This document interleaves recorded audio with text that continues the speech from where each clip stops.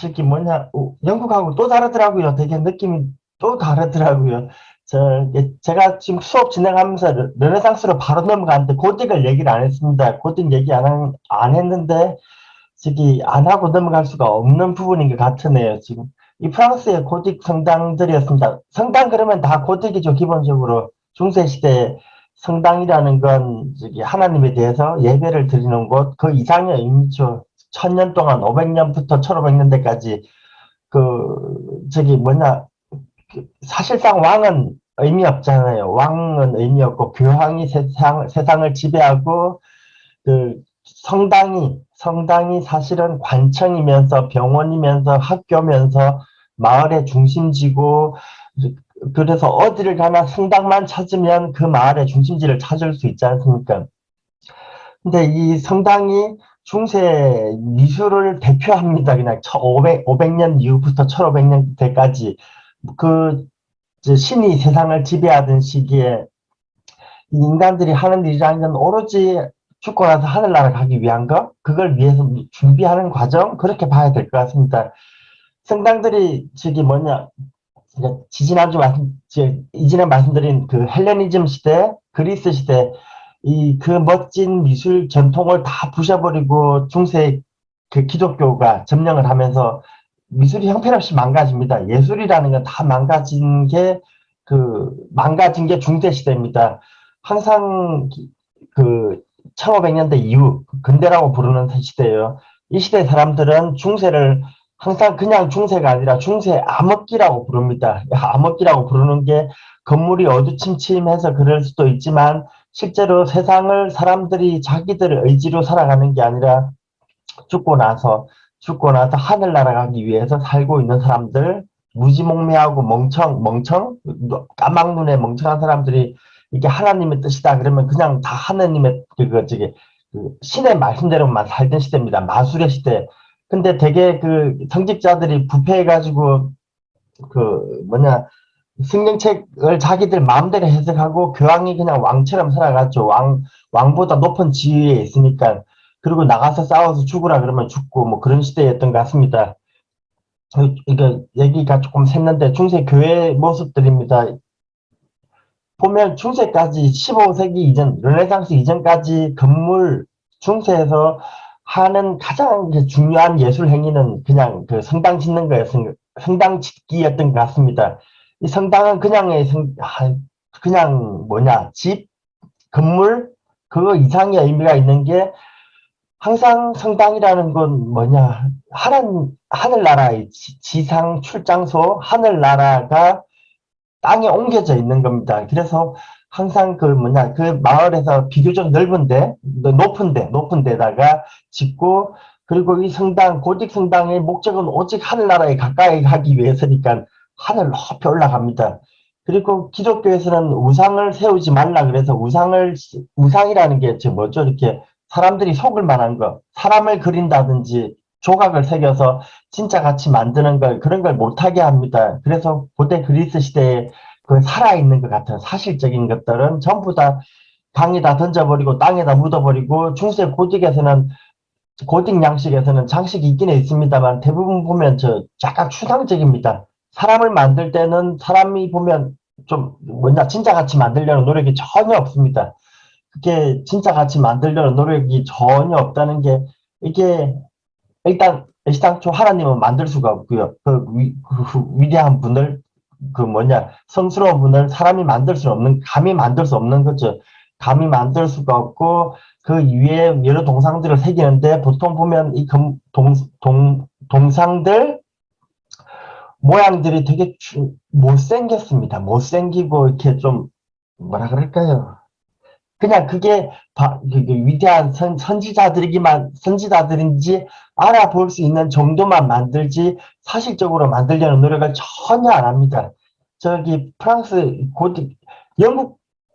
영국 성당에는 가면요, 제가 사진들을 많이 찍어놨는데 사진들을 함부로 보여드리기가 좀 그런 게 헷갈립니다. 되게 영국의 고딕 성당들 많은데 가면 이 사람들이 너무 성당을 아끼고 사랑한 나머지 그 과거의 모습 그대로 있는 게 아니라 거기다가 고딕 성당에다가 막 그림도 그리고 또 조그만 조각도 갖다 놓고 새로운 걸 만들어서 계속 아기자기하게 꾸미더라고요. 그래서 이렇게 과거의 모습 그대로 남아 있는 게 아니라 현대에 굉장히 많이 각색돼 가지고 많이 각색됐다는 게 너무 많이 변해 가지고 과거의 모습은 껍데기만 남아 있는 것 같다는 생각이 들었습니다. 근데 프랑스 가니까 그냥 옛날 그대로 잘 방치해뒀더라고요. 방치해뒀다 표현 이상한가요? 이 프랑스가 저기 뭐냐 이태리가 과거에 교황청이 있던 곳이기도 하지만 프랑스도 한때는 교황이 있던 곳이었죠. 그때 그 뭐죠? 교황을 불러다가 그 아비뇽에다 가둬놓고 사실 가둬놓은 셈이죠. 초대해놓고 가둬놓고 교황청이 사실은 프랑스에도 있는 셈입니다. 프랑스는 교회가 참 많이 발전했던 것 같은데 나중에 저기 종교개혁 이후에 뭐라 그러나 우상숭배, 그러니까 우상숭배가 아니라 중세에 있던 것들을 제가 지난번에 뭐라 그랬죠? 그 반달리즘, 예. 그 중세가 끝날 즈음에 가서 이 중세 교회들을 파괴하는 운동을 굉장히 열심히 합니다. 중세라는 게 너무 암흑기에 인간을 지배했다 그러면서 중세에 있던 흔적들, 특히 이 고딕 성당들인 것 같습니다. 고딕 성당들이 너무 싫어가지고 많이 부셔버리고, 그리고 부시지 않더라도 방치해두면 이 1000년 이상 된 것들이 다 부셔질 거니까 어차피 저절로 막 방치해두고 부셔버리고 뭐 그런 일들을 많이 했었던 것 같습니다. 이게 프랑스에서 고딕 성당들이 다시 세워지기 시작한 건 1800년대, 1800년대인 것 같습니다. 저기 빅토르 휴고라는 사람이 그 뭐냐 노틀담의 곱추 기억이 잘 안 납니다. 그 고딕 성당을 너무너무 싫어해가지고 많이 부수고 수리도 안 하고 그냥 부셔진 채로 내버려뒀는데 그 빅토르 휴고가 노틀담의 곱추라는 소설을 써가지고 이 국민적인 작가가 쓴 소설에 어떤 부분이 자극을 했는지 모르겠지만 프랑스 사람들이 그 고딕 성당도 그 가치가 나름대로 가치가 있나 보다 그러면서 고딕 성당을 그때부터 다시 복원한 것 같습니다. 1800년대부터. 그리고 예, 지금 사진들 쭉 한번 볼게요. 좀 영국처럼 아기자기하게 안 꾸며놔서 오히려 중세 고딕 같은 느낌이 훨씬 더 듭니다. 사람이 뻣뻣하게 로봇처럼 서 있습니다. 이게 보면 여기는 사람을 사실적으로 잘 만들려는 노력이 전혀 없는 겁니다. 실제로 그 중세에서는 그 우상을 세우지 말라고 그랬기 때문에 사람 형상을 거의 만들지도 않습니다. 그리고 이 사람들이 하는 일은 오로지 하늘 높이 올라가는 거 뾰족하게 세워서 이 볼트, 아치라 그러죠. 이거 아치와 볼트를 아치는 요거 이렇게 둥글게 이렇게 아치 형태 이렇게 둥글둥글하게 넘어가는 이거고 볼트가 이겁니다. 이게 돌들이 기둥 없이 돌끼리 끼워 맞춰가지고 저기 그 무지개 다리처럼 돌들이 자기들끼리 끼워 맞춰줘서 무너지지 않게 하중을 바치는 이런 구조들을 만들면서 이 사람들이 굉장히 하늘 높이 올라가려고 노력을 했던 것 같아요. 이런 구조물을 만들면서 계속 높이 올라가는데 집중할 뿐이지 그 외에는 별로 이게 손을 대지 않습니다. 이것도 장식이 많은데 제가 다른 사진들을 좀 보여드릴게요. 요거. 중세시대 대표적인 건물 1000년대 지어져서 1300년대까지 지어졌나? 거의 300년 가까이. 중세에서는 성당 짓는 게 300년 짓는 건 좀 우스운 일인 것 같습니다. 건물을 기술이 없어서 뭐 돌멩이 하나하나 쌓다 보니까 300년이 걸릴 수도 있긴 한데요. 근데 그 이상의 의미가 있는 것 같습니다. 근데 성스러운 장소, 하나님의 지상 출장소이기 때문에 그 정도쯤은 걸려도 괜찮은 것 같아요. 계속 건물을 세우라 내오라 하면서 할아버지, 아들, 손자 막 계속 2, 300년씩 지어버리는 것 같았습니다. 계속 지으면서 하나 지면 또 그 옆에 또 느리고 해서 하늘 높이 올라가려고 노력했던 것 같은데, 중세 성당 중에 굉장히 잘 남아있는 성당입니다. 여기 프랑스의 몽쉘미셀, 노르망디 쪽이에요. 이게 저는 지지난주에 처음으로 가봤습니다. 이 건물이 온통 두꺼운 돌로 쌓여져 있습니다. 이게 중세시대에는 기둥이라는 게 없기 때문에 건물 지을 때 기둥이 없으니까 이 벽이 기둥 역할을 대신합니다. 그래서 벽이라는 게 굉장히 두껍습니다. 그리고 건물을, 고딕 시대의 건물이라는 건 오직 하늘 높이 올라가는 게 목적이다 보니까 높이 쌓기 위해서는 이 하중을 버텨야 되는데, 하중을 버티려면 돌멩이를 굉장히 많이 두껍게 샀습니다. 그리고 창문을 못 냅니다, 기본적으로. 창문을 내면 낼수록 이게 돌멩이가 비어 있으니까 무게를 못 받아줘서요. 창문을 아주 좁게 냅니다. 좁게 내고 덕분에 내부가 어두침침해지죠. 기둥이 없어서 그렇습니다. 벽이 곧 기둥입니다. 그리고 이 두꺼운 벽체, 헝한데 이런 데를 메꾸기 위해서 여기다가 이제 나중에 되면 고딕 시대 후기 오면 여기 기둥에다가 장식을 새깁니다. 벽면이 너무 많다 보니까 그림도 붙이고요. 조각도 만들고 뭐 이것저것 일을 하는데 조각, 미술, 공예 이 모든 것은 오직 신에게 바치기 위한 노력이었습니다. 중세까지 15세기 전까지 개인의 미적인 감각을 위해서 뭔가 감상을 목적으로 하기 위해서 뭔가를 만드는 일은 없었습니다. 이 창문이 아주 조금 비어 있는데 이 창문에서 들어오는 빛은 그냥 보내기 아까우니까 이렇게 알록달록하게 빨강, 노랑, 파란색으로 스테인드 글라스를 갖다 붙이지 않습니까?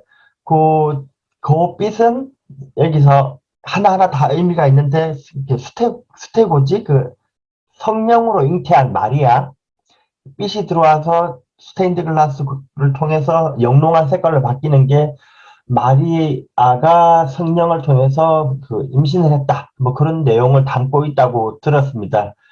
그리고 일단 사진 좀 들어보겠습니다. 기본적으로 장식이 없습니다.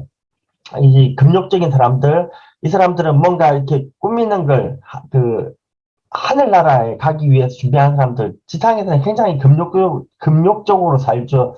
꾸미질 않습니다. 헝하고 어두침침한 공간에 하늘 높이 올라가려는 노력만 하고 있습니다. 이게 어쩌다가 제가 미사 시간에 들어가서 찍은 사진입니다. 보이는 게 온통 돌 기둥밖에 안 보이죠, 이거. 고딕 양식은 그런 것 같습니다, 이렇게. 그 초기에 로마네스크 이후에 고딕, 뭐 그렇게 나뉘는데, 얘 둘은 굉장히 금욕적이고, 저기 후세 사람들이 보기에는 야만적인 양식입니다. 장식이 없으니까요. 헝하죠. 아마 바닥에 타일들도 뒤에 후대에 붙였을지 모르는 일입니다. 그냥 돌바닥이었을 수도 있는데요. 이게 되게 밋밋하고 그냥 기둥만, 돌만 잔뜩 있는 게 고딕 양식입니다. 그래서 후대 사람들은 이 고딕 양식을 고딕 양식, 이거 지금이니까 고딕이라고 부르죠. 그때는 이름도 없었습니다만, 후대 사람들이 그 야만적인 건축물은 고트족이라는 데가 있나 보더라고요. 그 종족이 야만인들을 대표하는 것 같은데, 그 고트족의 미술 양식이다. 그래서 고딕이라고 이름 붙였습니다. 굉장히 모욕적인 이름을 붙인 겁니다, 이게. 야만 양식이다. 뭐, 이렇게요. 예, 온통 기존뿐이죠. 그리고 이게 그 나중에 르네상스 시기 조금 못 가서 후기 고딕에 가면은 조각과 장식들이 많이 들어갑니다만 기본적으로 교회가 힘이 있을 때는 하나님을, 하나님 이외에 다른 신을 섬기지 말라? 그 우상 숭배에 걸릴 수가 있어가지고 뭐가 없습니다. 있더라도 교회에 종속되고 교회를 더 돋보이게 하기 위한 노력이지 그냥 기본적으로는 고딕은 이렇게 깨끗한 양식입니다. 그래서 후대 사람들이 고딕을 그렇게 싫어했고 프랑스 사람들은 고딕 양식을 붓으로 다녔던 거, 문화재 파괴 운동, 반달리즘이라고 부르는 거요. 막 부셔버리고 꼴도 보기 싫은 중세라고 생각을 했던 것 같습니다. 그리고 중세까지, 르네상스 이전까지 예술상도 만들지를 못하니까 그냥 도저히 여기가 하나님의 성전인데 표시할 방법이 없으니까 십자가 정도 만드는 걸로 용인됐던 걸로 알고 있습니다. 예, 밋밋하죠. 영국의 고딕 건축 사진을 보여드리려고 하면 항상 영국 고딕은 이게 영국 교회는 너무 장식이 많이 돼 있어가지고 헷갈릴 우려가 좀 있는 것 같습니다. 이 교회에서 할 일이 없다 보니까 성직자들은 하루 종일 거기 살다 보니까 뭐 계속 꾸미는 것 같아요. 뭔가 계속 꾸미고 그림 그리고 뭐 또 뭐 만들어서 붙이고 하니까 이게 과거 건지 현재 건지 전혀 감이 없어집니다. 근데 사실은 영국 고딕 건축들은 대부분 다 현재 거죠. 과거 그대로 있는 게 아니라 프랑스는 그냥 내버려 뒀더라고요. 무심하게. 예. 천장도 이렇게 밋밋합니다.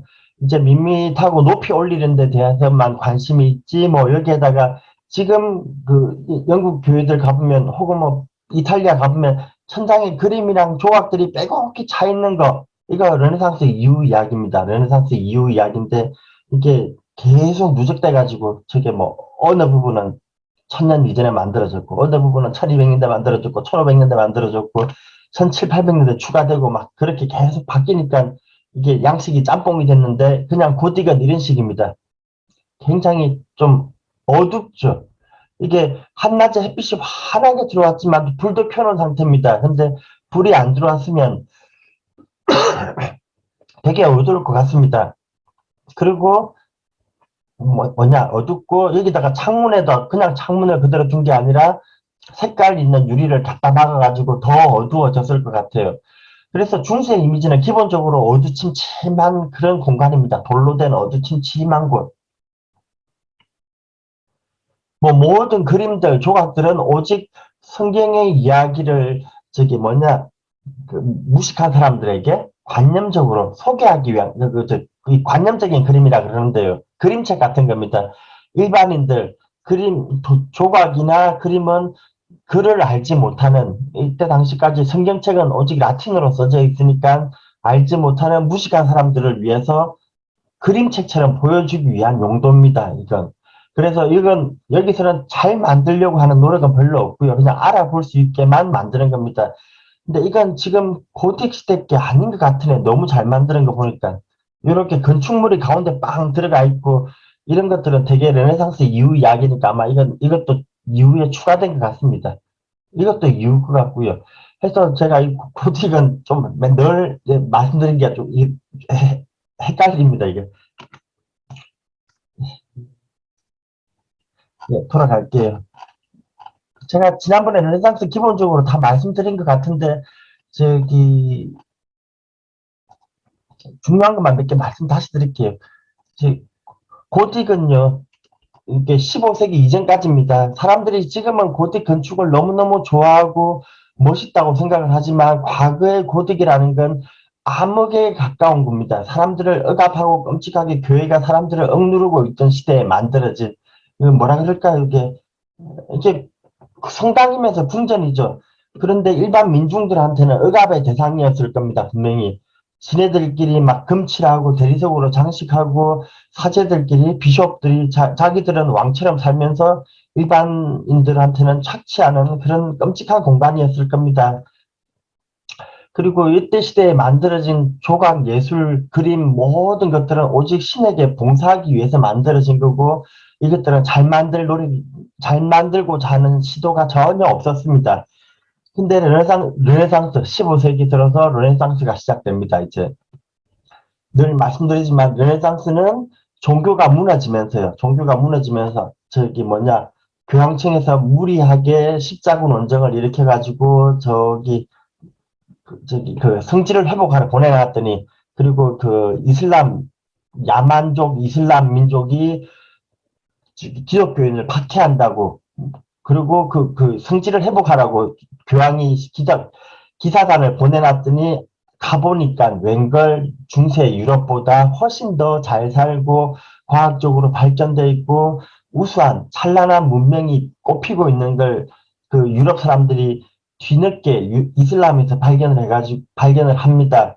그리고 이슬람에 잘 남아있던 고대 그리스의 전통, 로마의 전통 이런 것들을 유럽으로 다시 가지고 들어온 게 르네상스입니다. 그러니까 르네상스는 유럽 사람들이 스스로 일으켰다, 만들어낸 거라기보다는 저게 뭐냐, 그 이슬람에서 건너온 거라고 볼 수도 있는 것 같습니다.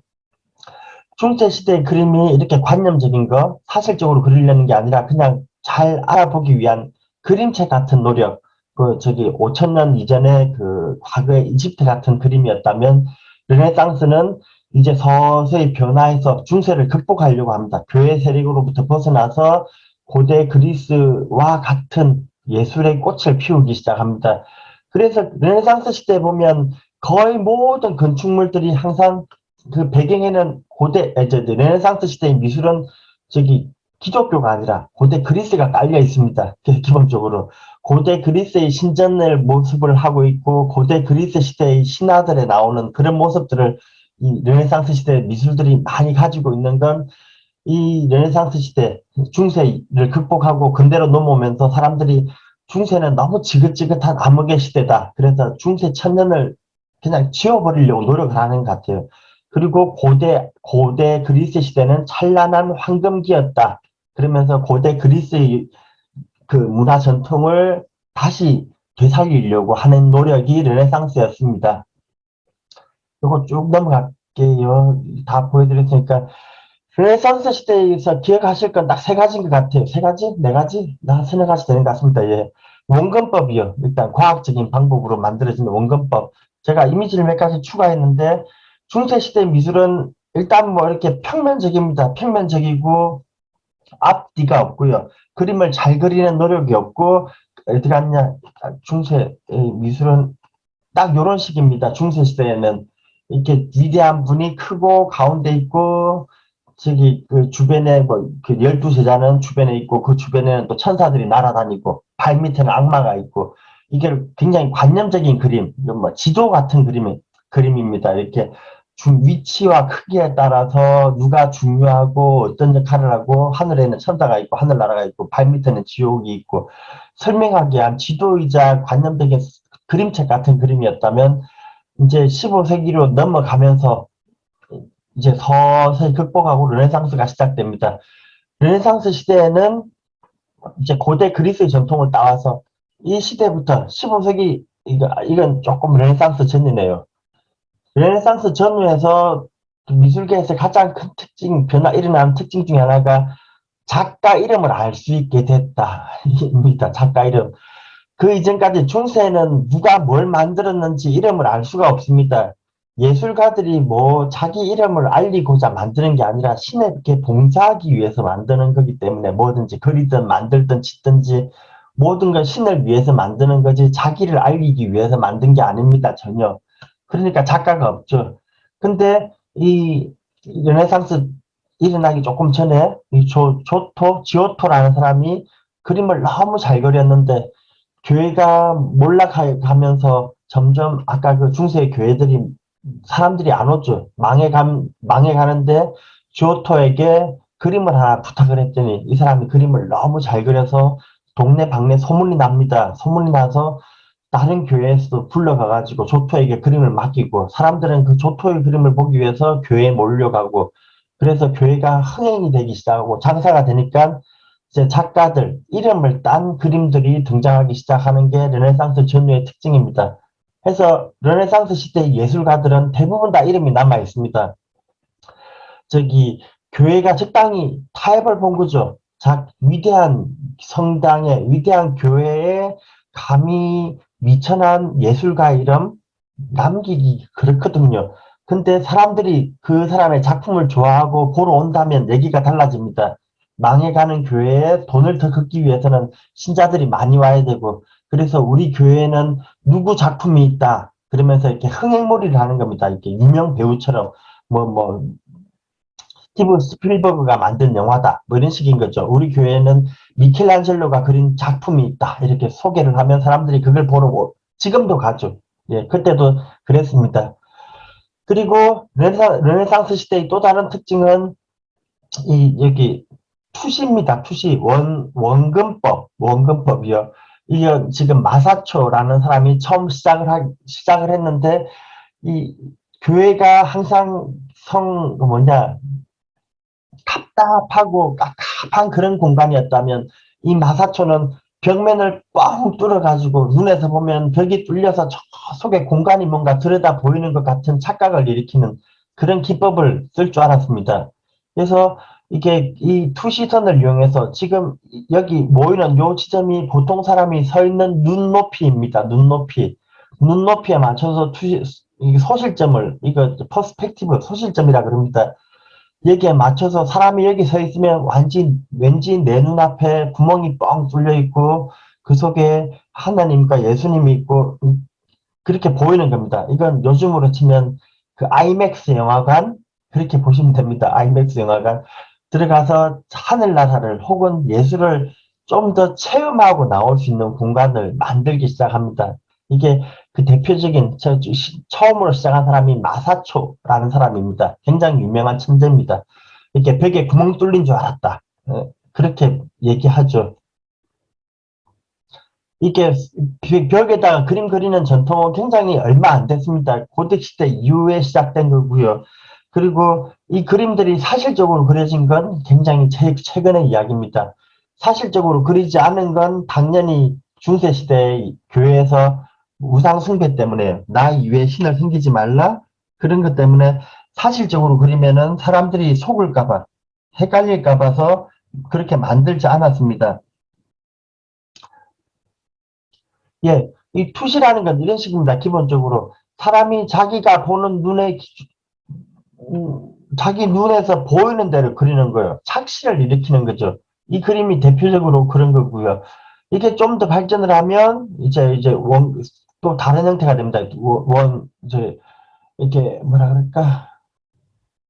선 투시 이게 지금 기본적으로 이렇게 투시 선이 있습니다. 이렇게 건축물들이 쭉 가면 이렇게 사라지면서 보통 르네상스 시대 미술은 화면 중앙에서 사라집니다. 이게 소실점이라 그러거든요. 이렇게 선들이 사라지는 이게 사라져서 점이 하나로 모이는 거 이걸 소실점이라고 그러는데 이 소실점이 보통은 화면 중앙으로 들어가고 화면 딱 가운데 있습니다. 보통 화면 딱 가운데 있고 그 가운데에는 가장 위대한 인물, 이제 교회에서는 예수겠죠. 나중에 되면 다른 위대한 인물들, 뭐 나폴레옹이 될 수도 있고, 뭐 루이 14세가 될 수도 있고 그럽니다만 가장 위대한 인물이 센터에 딱 들어갑니다.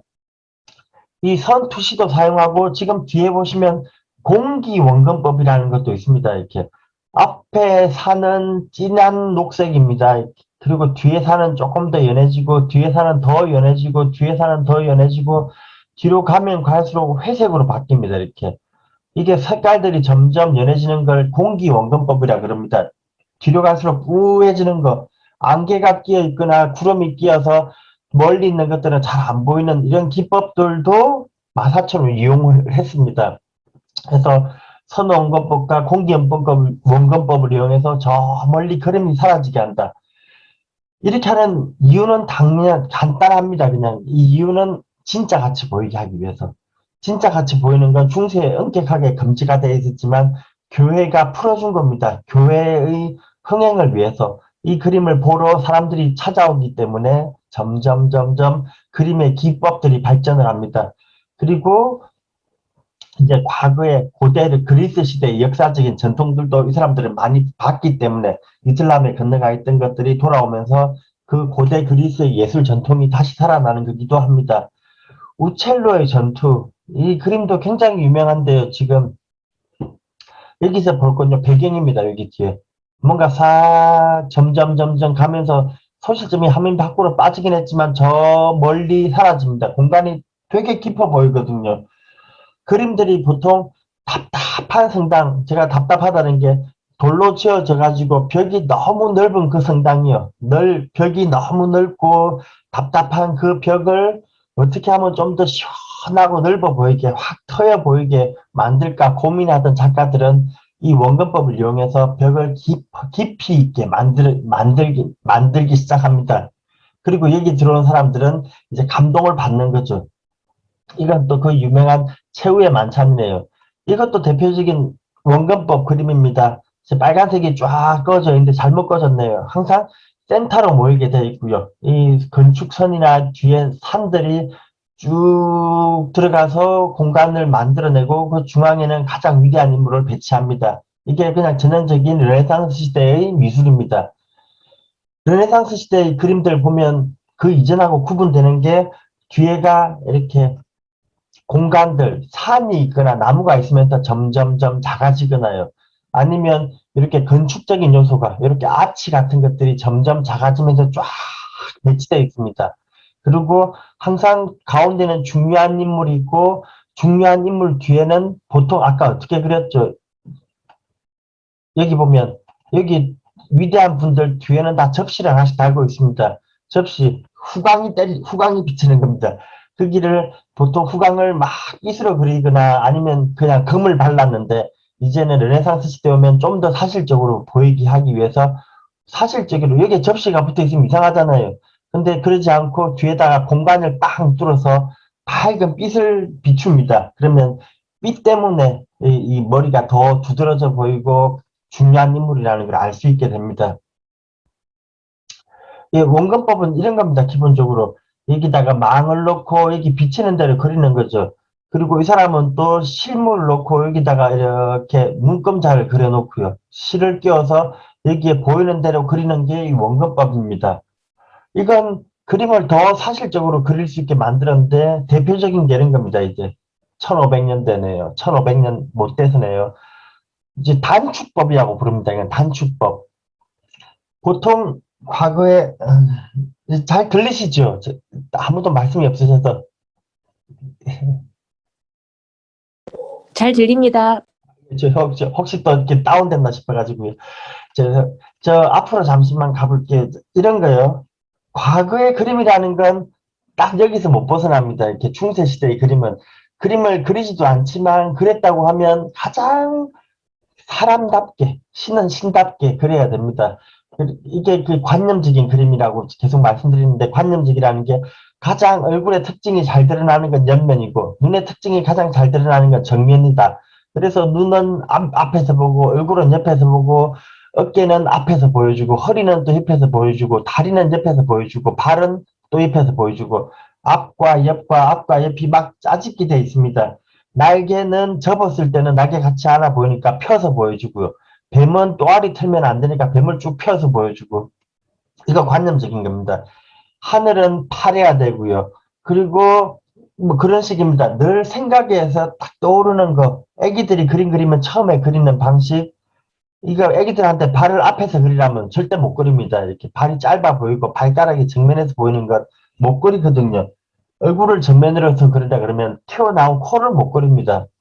사람을 만들 때도 마찬가지고 사람을 쭉 길게는 그리는데 이렇게 단축돼서 줄어든 거 이런 거 못 그리거든요. 그리고 그릴 필요도 없었고 근데 르네상스 시대 1500년대 이후에 망해가는 교회를 살리기 위해서 화가들을 투입하고 화가들을 어떻게 하면 좀 더 실제감 나게 사람들한테 현혹시키게 끌어들일 수 있는 그 아이맥스 영화관을 만들까 고민하면서 만들어낸 기법이 두 번째가 이 단축법입니다. 이 원근법과 단축법. 이제 달라졌죠. 팔이 굉장히 짧습니다. 팔뚝이 짧고 손은 길죠. 팔뚝과 손의 길이가 거의 같습니다. 상체 팔뚝, 몸 전체가 이렇게 짧아지게. 이거 지금 보기엔 너무 당연한 것들, 그림이 당연한 거죠. 얼굴도 이렇게 콧구멍이 밑에서 보인다. 당연한 거죠. 밑에서 보면 이렇게 보이는 게.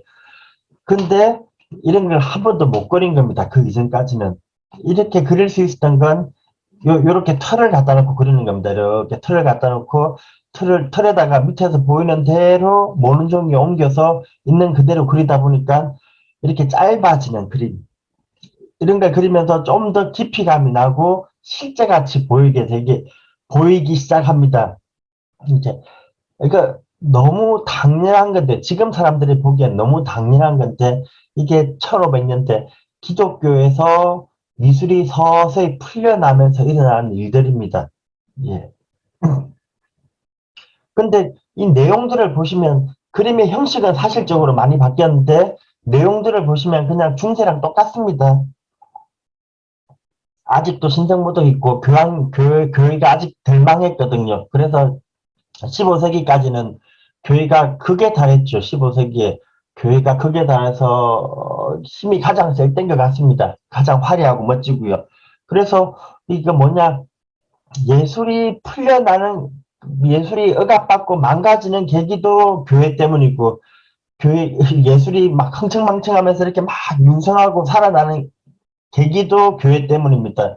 초기에는 교회가 우상을 섬기지 말라 그러면서 부수고 망가뜨리고 금지시켜서 그랬고 뒤에는 망해가는 교회가 자기들 살겠다고 교회에 장사를 하기 시작하면서 예술가들을 경쟁적으로 끌어와가지고 조토 이후에 그림이 돈 된다는 걸 알고 끌어와서 교회를 꾸미기 시작하면서 또 르네상스가 발전합니다.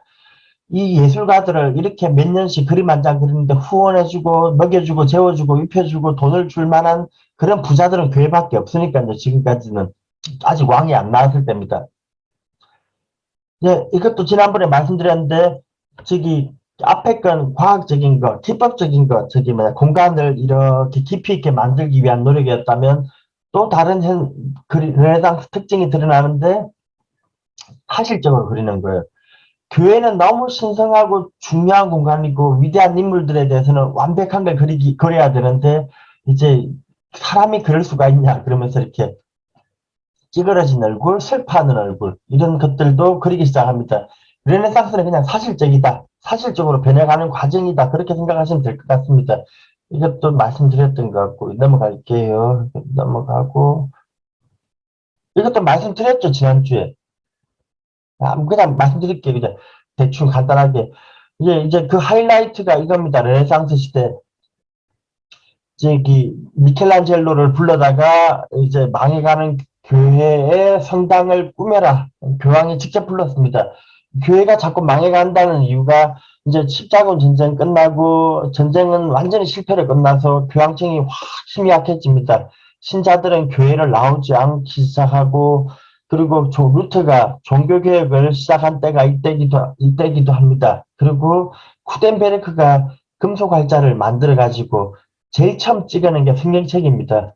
교회에서 너무 거짓말을 많이 하고 죽고 나서 하늘나라 가려면은 돈을 내라. 자꾸 그러니까 루터가 그 95개조 반박문을 찍어내면서 성경책에는 그런 내용 없다. 그런 사람들을 현혹하지 마라. 그러면서 개신교를 만들어 버립니다. 그러면 사람들이 다 빠져나가죠. 이때 교황이 교회의 사람들을 끌어오기 위해서 그 유명하다는 피렌체의 작가 미켈란젤로를 불러다가 자, 천장 좀 꾸며봐라. 그랬더니 미켈란젤로는 그러면 내가 그림 그릴 동안 절대 들어오지 마세요. 그리고 한 달에 얼마 이상 월급을 주세요. 이렇게 조건을 겁니다. 감히 하나님의 대리인 교황한테 말대꾸하는 미켈란젤로. 이거 그 작가들의 위상이 그만큼 높아진 겁니다. 쭉 넘어갈게요. 지금 이거 말씀드렸죠. 이거 말씀드렸고, 이제, 이때 당시에 지금 미켈란젤로가 하나님을 그려야 되는데, 그림을 그린다는 건 있을 수가 없는 일입니다. 근데 이제 처음에 미켈란젤로가 눈치를 보다가 성경의 창세기를 그리는데, 창세기의 주인공은 하나님인데, 하나님을 그리면 불경죄로 잡혀가고, 그러니까 참 종교 재판에 넘어갈 수 있고, 골치 아프다 싶어가지고, 고민하다가 하나님의 얼굴을 그립니다. 그릴 수밖에 없으니까요. 그리는데 저기 교황의 얼굴을 설정 갖다 그게 하나님 얼굴에 갖다 붙여놨더니 교황이 기뻐하면서 오케이 해줍니다. 교황이 노 그러면 안 될 텐데요. 그러면서 천장화를 서서히 그림을 완성해 갑니다. 이때 이후로 이제 하나님 얼굴을 막 그리기 시작한 거죠. 감히 인간이 하나님을 그린다? 말이 안 되는 건데요. 예술이 좀 더 종교로부터 탈출했습니다. 교회 덕분에. 이것도 말씀드렸었죠. 그러니까 이 미켈란젤로가 특히 잘 쓴 건 이거 명암법입니다. 명암. 울퉁불퉁하게 그림자를 이용해서 실제같이 보이는 거. 그 이전의 예술들 보면 대개가 다 평면적입니다. 그림이 얇고 판박이 같은 그림, 벽에 싹 붙어 있는 그림. 그게 물감이 안 좋아서 그랬을 수도 있고, 뭐 그림을 사실적으로 그리려는 의지가 없어서 그랬을 수도 있고, 뭐 여러 가지 이유가 있습니다만, 이 미켈란젤로는 이제 천재죠, 천재. 여러 가지 그 앞서 작가들이 이뤄놓은 업적들을 다 돌아다니면서 봅니다. 원근법도 보고, 단축법도 보고, 고대 그리스 시대 조각도 보고, 모든 걸 다 집행성합니다. 미켈란젤로는 원래 조각가였죠. 화가가 아니라 조각가고 건축가인데 그림도 맡긴 겁니다. 그러니까 천재라는 얘기가 뭐 틀린 건 아닌 것 같습니다. 아까 조토의 그림 방식, 뭐 마사초의 그림 방식, 뭐 그리고 고대 그리스의 완벽한 형태의 비례 인간형을 만드는 방식을 다 짬뽕시켜서 그림을 그립니다. 그리고 교회의 그 엄격한 율법에 걸리지 않게 하기 위해서 대신에 입에 불어 넣는 거라든지 뭐 그런 것들은 다 제거했죠. 지난번에 제가 이 고추 이야기 드렸죠. 예, 이제 넘어가겠습니다. 예. 천지창조입니다, 이제. 이렇게 미켈란젤로가 두 번 그린 겁니다. 이게 이 천장화 한 번 그리고 뒤에 거 천장도 한번 그리고, 천장화가 4년 반 걸렸나요? 처음에 한 장 그리고 교황이 약속을 안 지켜서 집에 도망갔다가 6개월 만에 교황이 부탁해가지고 처음에 돈을 안 줘가지고 집에 가버립니다. 그랬더니 다시 막 그 사람을 보내가지고 불러와서 돈 주고 불러와서 혼자서 천장에 매달려가지고 등에 욕창 생기고 눈병 걸리고 몸이 망가지면서 그린 그림이 이겁니다. 그리고 너무 흥행에 성공을 하자 또 부탁한 게 천지창조입니다. 예, 천지창조는 이제 되놓고 이제 막 여러 가지가 막 들어가죠. 근데 이 르네상스 시대 그림의 또 다른 특징이 이겁니다. 이제 보시면 제 설명 듣고 나면 이제 교회 가서 보시면 그림이 조금 더 이해되실 겁니다. 이 하나님 몸 좀 봐주십시오. 몸통이 이 천지창조 요거 그릴 때까지만 해도 굉장히 좋았거든요. 그냥 괜찮았습니다. 괜찮았는데 이 사람이 해부학 같은 거 연구하고 고대 그리스 시대 그림들 많이 연구하고 몸이 어떻게 하면 가장 아름답게 표현되는지를 깊이 있게 연구한 결과 몸은 가장 건강한 20대의 몸 그리고 헬스를 많이 해서 근육이 아주 자잘한 근육까지 다 드러나는 요즘 헬스하는 사람들이 막그 가죽을 얇게 만들면서 몸을 자잘한 잔 근육이 다 드러나는 그런 몸을 만들지 않습니까?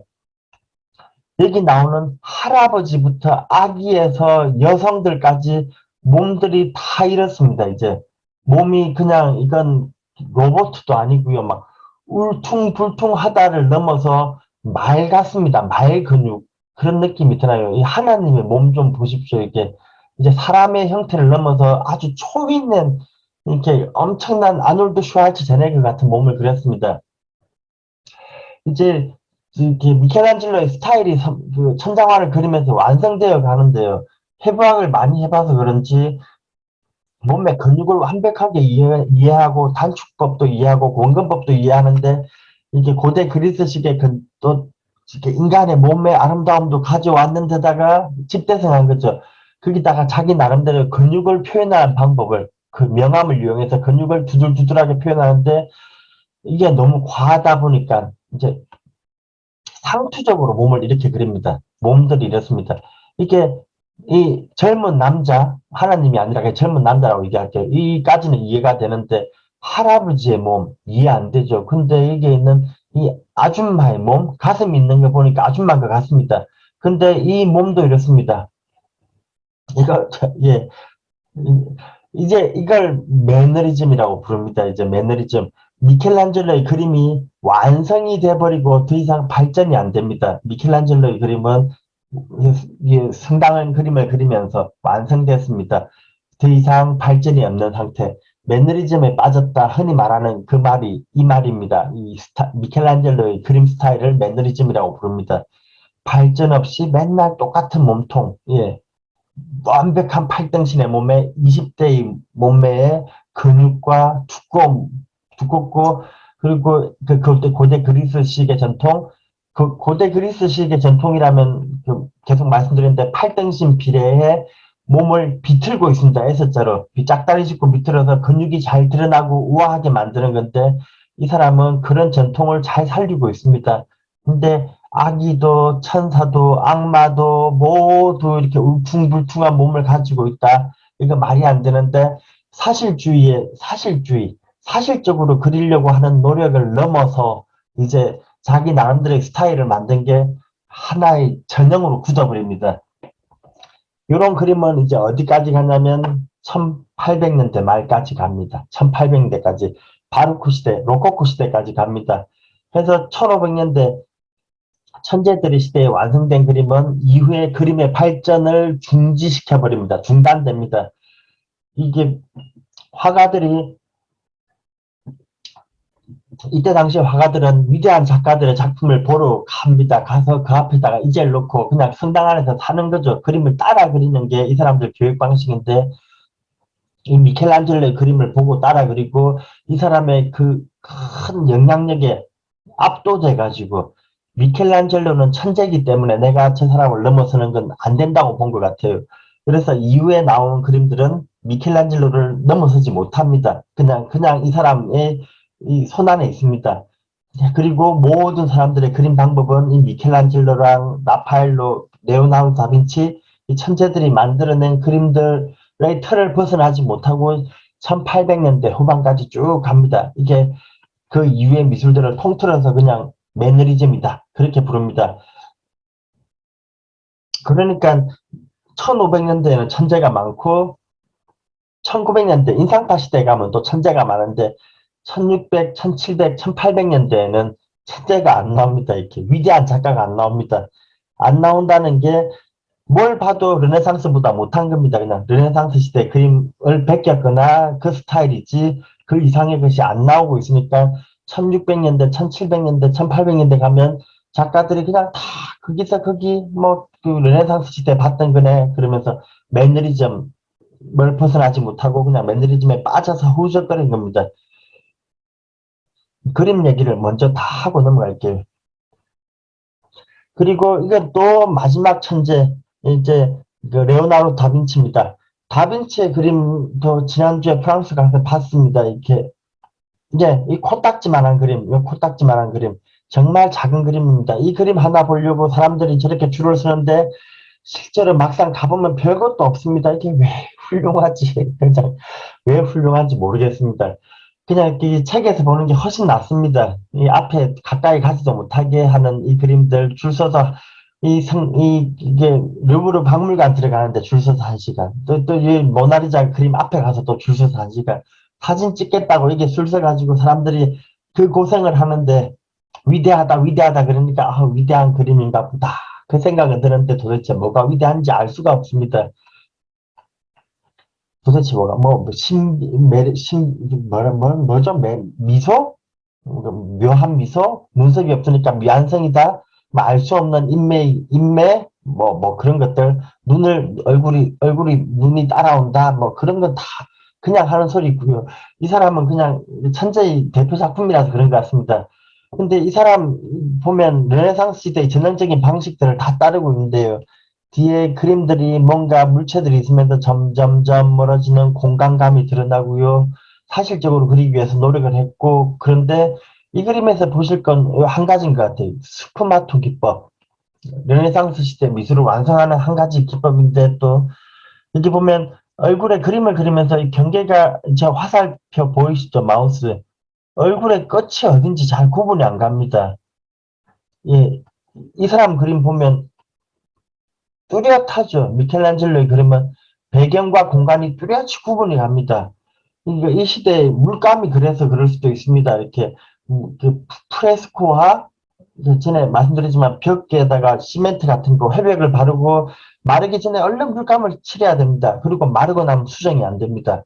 그러니까 오늘은 머리 한 개 그리고 내일은 목 부분 그리고 그 다음날은 어깨 부분은 그리고 팔 그리고 다 이렇게 그리면서 손 그리고 부분을 그림을 그려서 완성해 나갑니다. 그리고 이렇게 배경을 깨끗이 정리하는데요.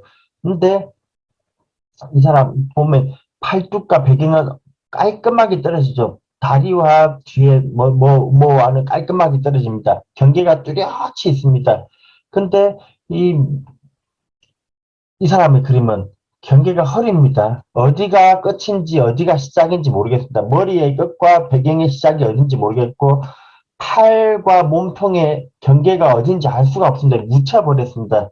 이런 그림들 보면 나중에 그 렘브란트 그림, 어둠 속에서 얼굴만 환하게 빛나는 그런 사람들 그림에서 훨씬 더 잘 나옵니다만 이 사람은 의도적으로 그림이 사실적으로 보이게 하기 위해서 그림을 그려놓고요.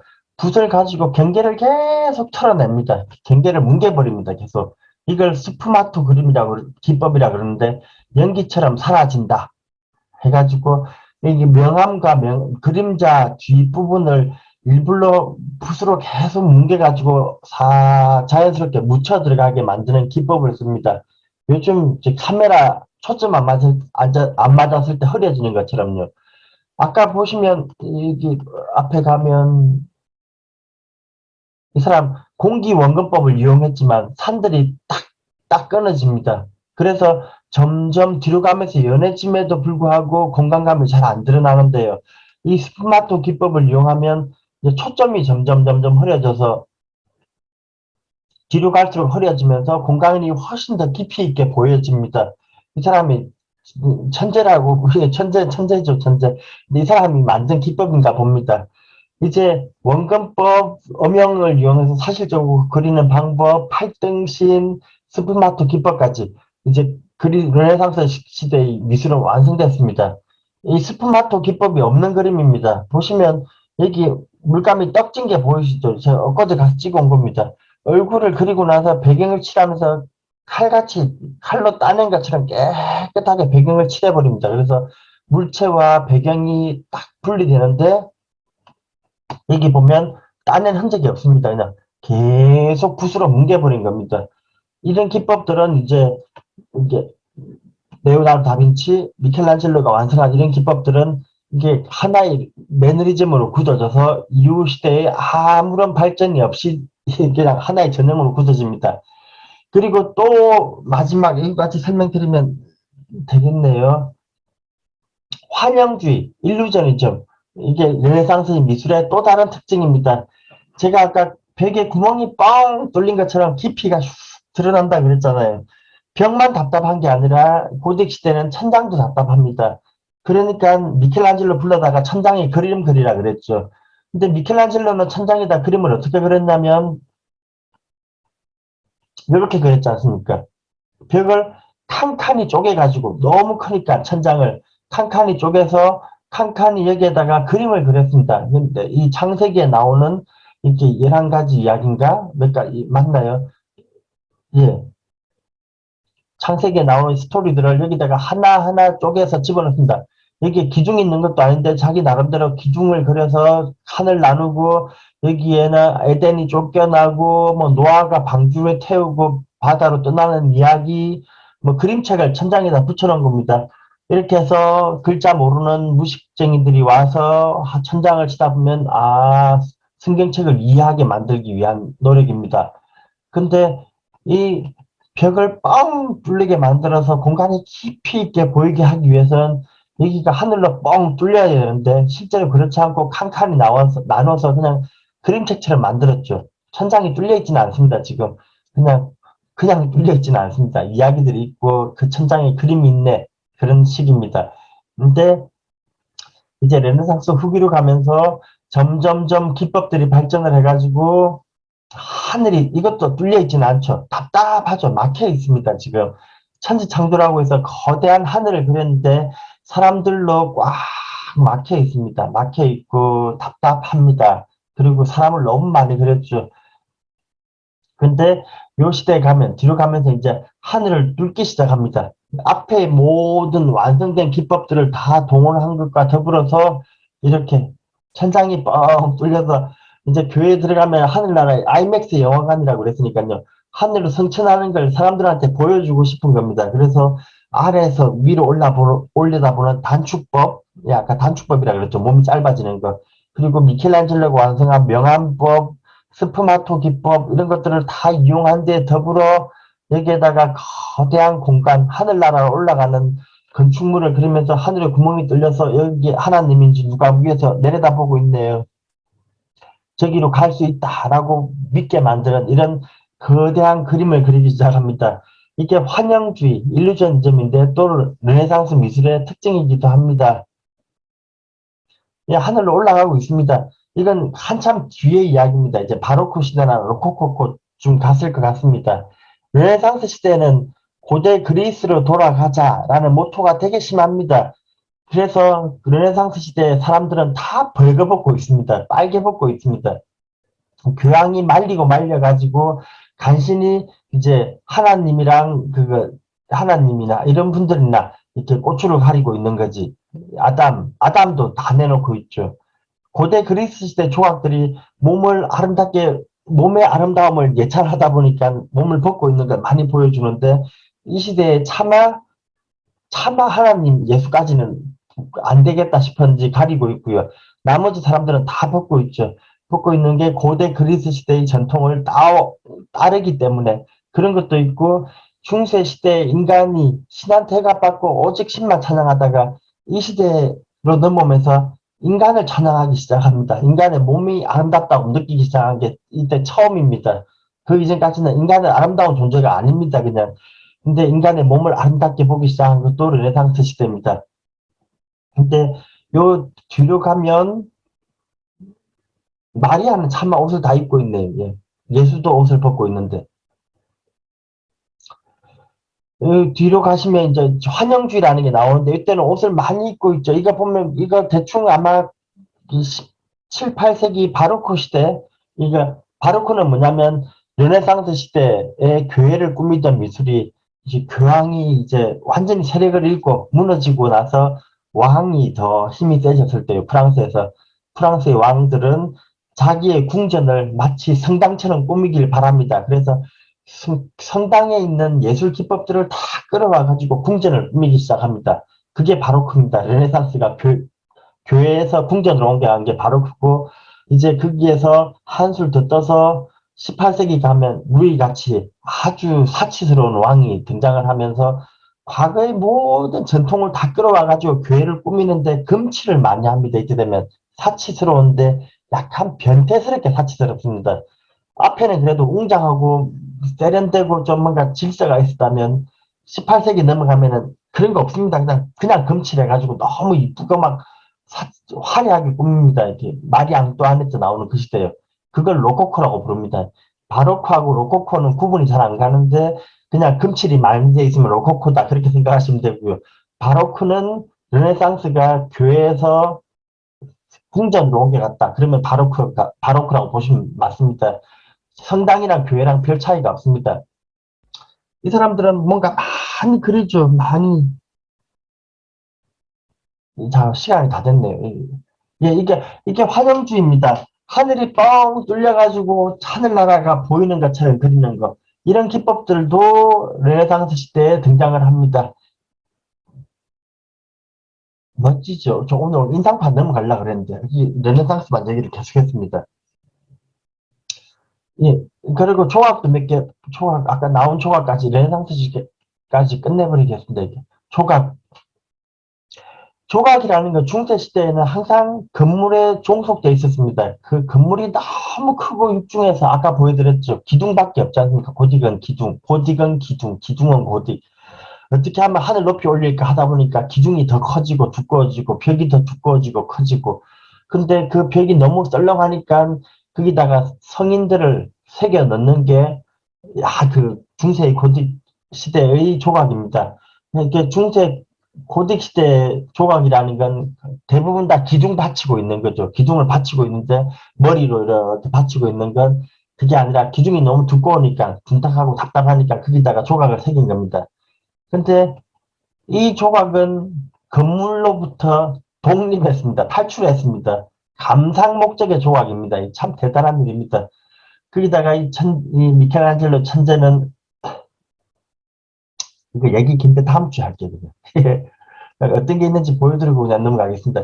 르네상스는 오늘까지 하고 끝을 미술은 여기서 끝내고 조각 여러 개 있죠.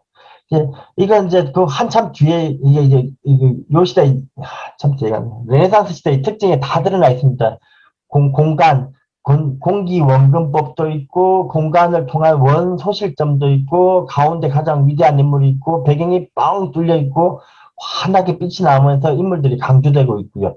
눈높이에 맞춰져 있고 해서 이게 르네상스 미술은 딱 기본적으로 이겁니다. 건물이 그려져 있다. 뒤로 가면서 뭐가 작아진다.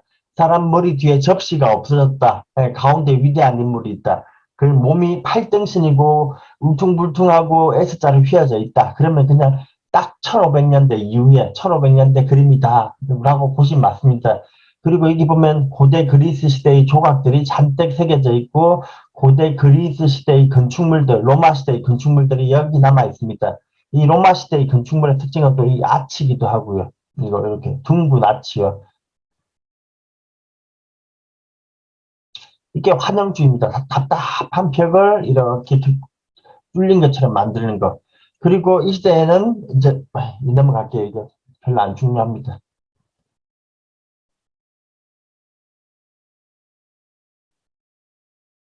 예. 지금까지 말씀드린 게 매너리즘입니다. 매너리즘. 1500년대 이제 예술가들, 그림이건 조각이건 그 천재들이 나와서 레오나르도 다빈치, 미켈란젤로, 라파엘로 얘기는 별로 안 했는데 라파엘로도 세 명의 치대 중에 한 명이죠.